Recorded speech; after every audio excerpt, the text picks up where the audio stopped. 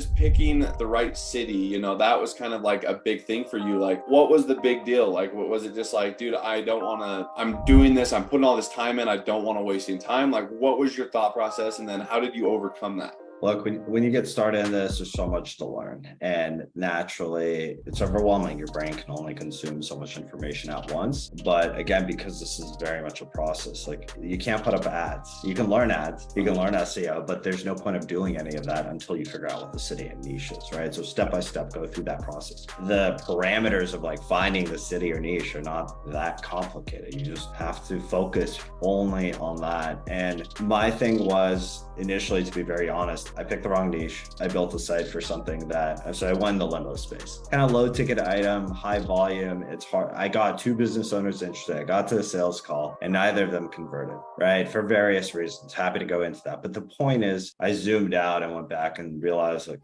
you have to focus on high ticket services. If the business owner gets one deal, whatever they're paying you for rent should cover that entire month's worth. Obviously, you want them to close 4, 5, 6 deals in a month. But the reality is my thought process was, how do I pick a niche that actually just gets them their ROI on one single deal? So when I optimized for that, I figured out which niches to go into. Like I know Nick touches concrete. I said, look, there's plenty of other niches I could go into. There's other sub niches within concrete you could focus on as well. So basically I picked the niche, and I think the biggest hack I'll tell anyone is go get all the cities in the US, and there's easy ways to do this, between like 50,000 and 300,000 population. Make a spreadsheet of all those cities, or just one sheet, and you can easily code in. It's the most simple formula. You can find this online, or you can ping me and I'll help you with it. But basically all you have to do is do that once. You have all the cities, and then pick whatever niche you want to play with. From that point, you can easily simply code into Excel, like here's all my cities, here's my niche. Then it does city plus niche, right? That's the formula that you do. And when you have that, you could stick that into SEMrush and quickly analyze like high propensity cities and niches that you can start to explore. I mean, that's step one of the research, but that just started to free up time and save time. So at least I had directional guidance, because I was literally going naively.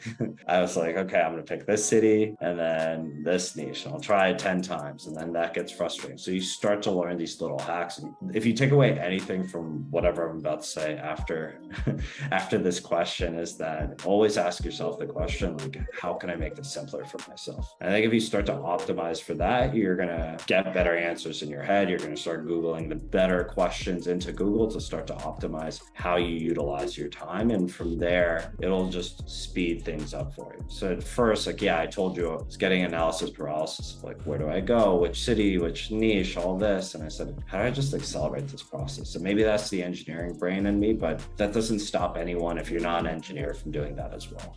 So true. No, I totally get it. And I think analysis paralysis, like I think each of us kind of like we go through it, but then we start to like, we get so annoyed to the fact that you think yourself, dude, I've been in this how long and I haven't made any progress. Then you're like, dude, I don't even care. And you kind of hit this point where you're like, I'm just going to do whatever I can to like get the first deal, right? Because then you're so desperate. You're like, let's just try it. And then you start to get this mindset and you just keep rolling. But for whatever reason, when you first start, you're like, you think it has to be perfect because like you see other people and you see like, oh my gosh, they've been in the game this long and maybe they haven't gotten a deal, and your insecurities just start eating you up. So that's like the hardest thing. But I love what you said, like just try to like figure out how you can accelerate yourself, like figure out what works for you and then go with it. Because everyone's different in reality, right? Like we can't all do the same thing you're going to do or what I'm going to do, but like figure out what works for you and go with it. And just to expand on one little thing you said, is there's so many different people in the group. And the reality is, if you're a perfectionist, or if you're even close to what that is, and I very much am, I think you have to anchor yourself on the fact that this business model just makes so much sense that you don't need to be a perfectionist. And the truth is, there's no perfect website. We all can say what we don't like about Facebook. It has incredibly high domain authority. Maybe Google's super simple. But the point is, there's no perfect website. There's no perfect business owner. There's no perfect SEO model.